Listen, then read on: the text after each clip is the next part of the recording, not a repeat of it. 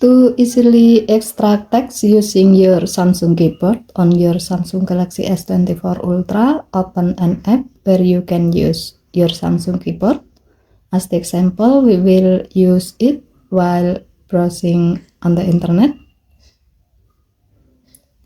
Tap the text field to show up your Samsung keyboard.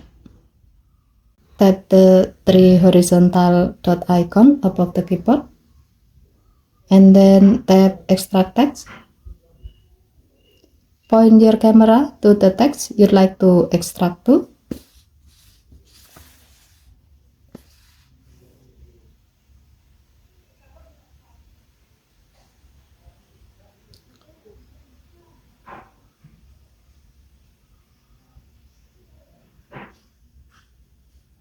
As you can see, your phone will do scan and extract text and display it on the text field.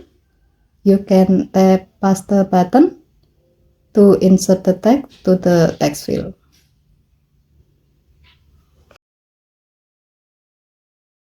Given to the function, you can use this feature if you like to be able to easily convert text from an object you scan with your camera into editable text.